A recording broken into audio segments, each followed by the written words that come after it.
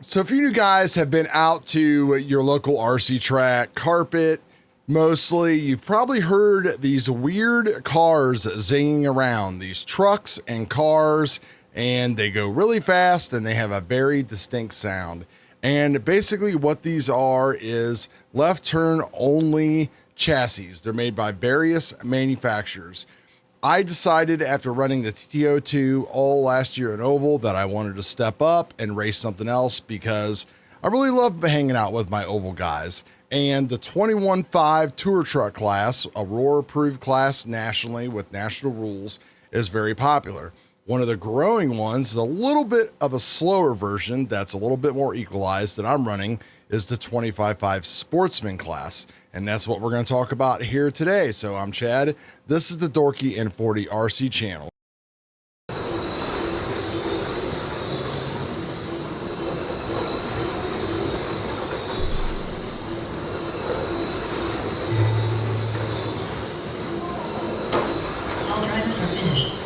All right, everyone's good. Hollywood with 62, Lenny with 62, Bobby 61, Larry 61, Jimmy.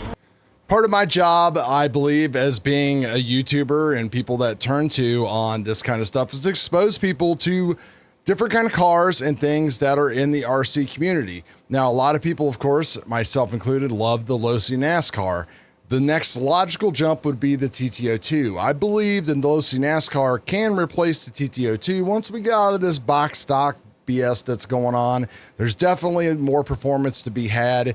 And so you're still left with this big gap because you've got this $200 low-C NASCAR. Let's say we throw $200 more parts at it, chargers, all that stuff. So you're $400 in. Well, to get into something like the 25.5 truck, you're looking at needing the whole shebang. So we're talking well over $1,000.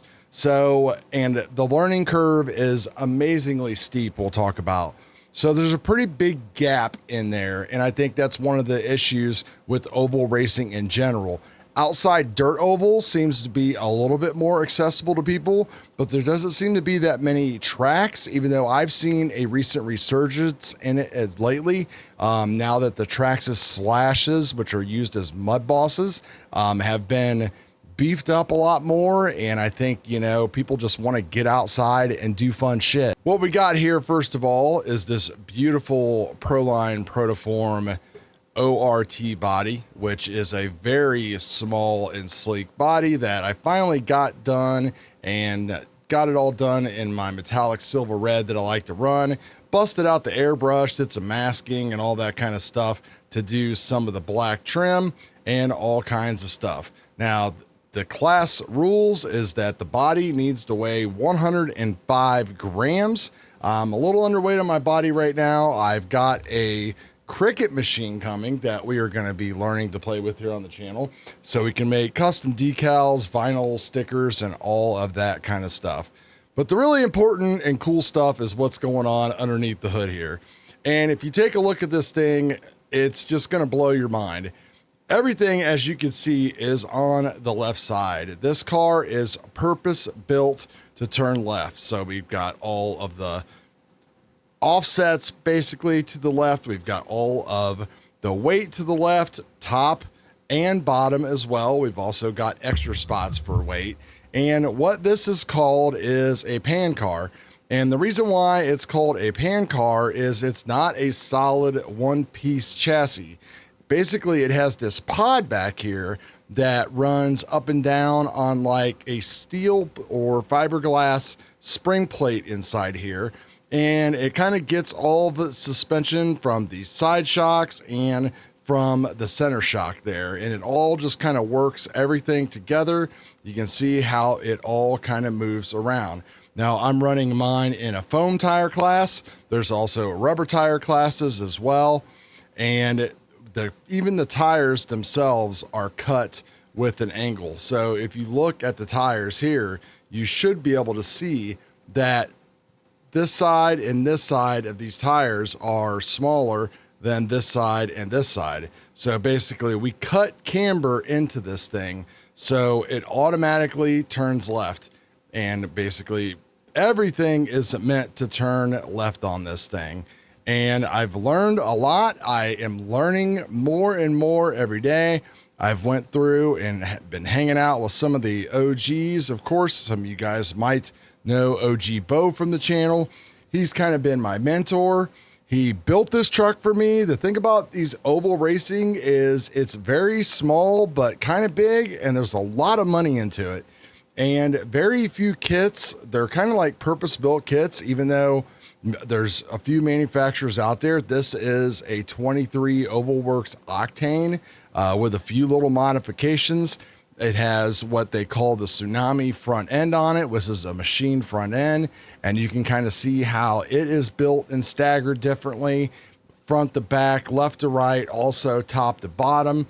There's little springs that run on the inside of here. So that is your front suspension, and then you've got shims all over the place. You've got bearings on these things that literally just spin for days.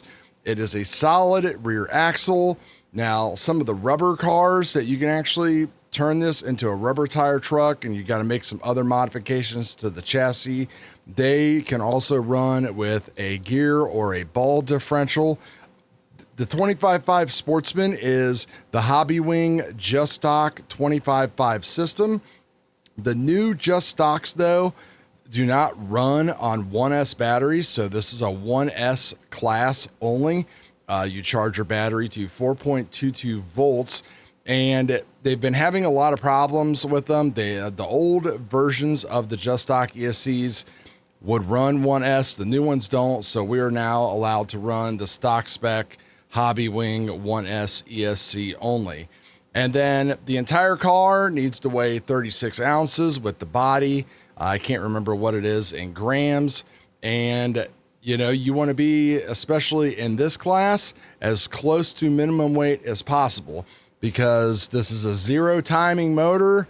It's, you know, it's literally a driver's class. We do a lot of things in the remote as far as turning down steering, slowing it down, turning down dual rate.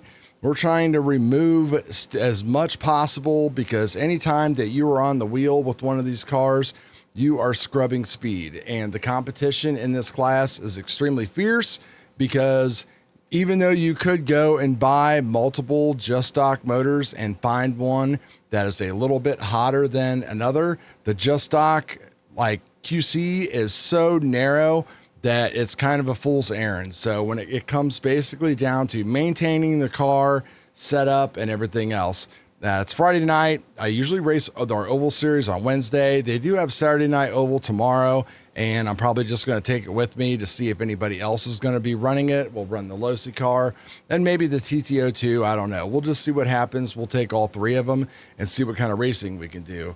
So I literally just went through and did a lot of adjustments and stuff on it, polished and cleaned my kingpins, redid all my bearings, checked all my screws. This is one of those things that the car needs to be operational at peak constantly in order to stay in the game. Again, if you make one slip up, you could be out of the race or have a problem.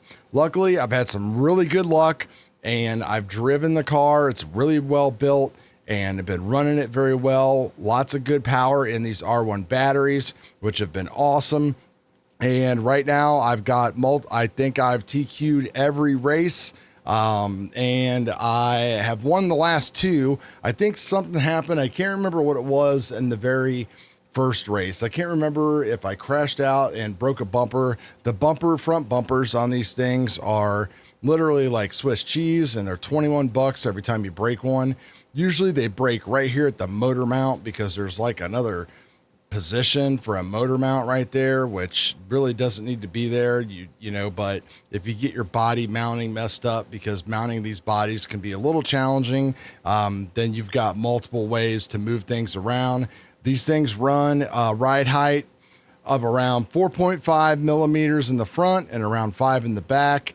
And then, you know, your setup, gearing, and everything else is kind of up to you. But you can see I've done all the things that I can do. We're using even like plastic pinion gears back there. So that way, well, this one isn't the plastic one. This was my metal one.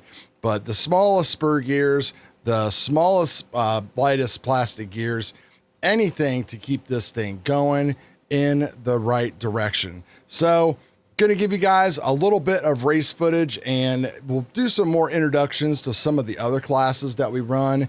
You know, with oval, the Losi NASCAR is great to get people in. Once we finally get out of this box stock haze and get into a modified version, that will be a nice next step.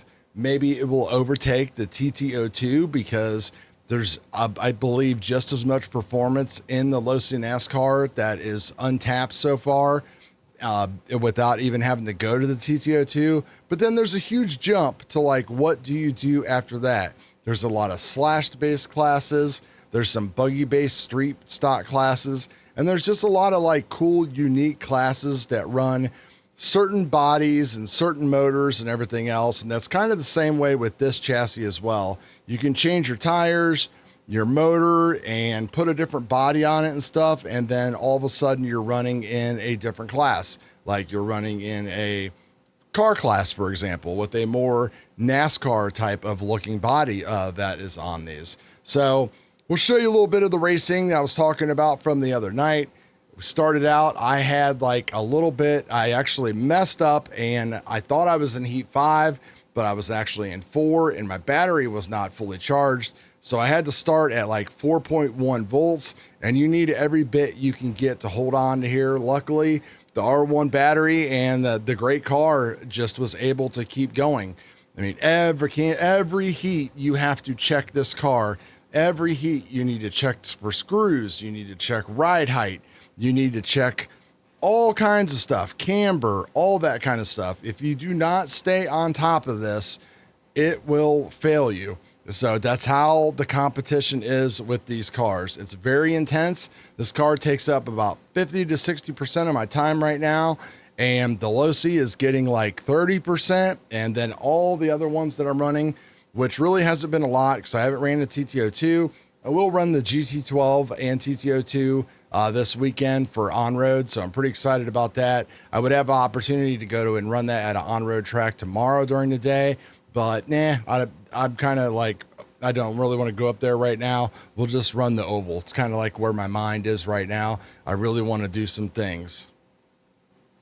As you can see, Lenny gave me a pretty good run there. I made that mistake not charging the battery, a couple slip-ups. Then he made a couple slip-ups, and I was able to keep ahead, got into the lap traffic, and that was it. So that was a close one. Had a great time. We'll see you guys on the next video. Peace.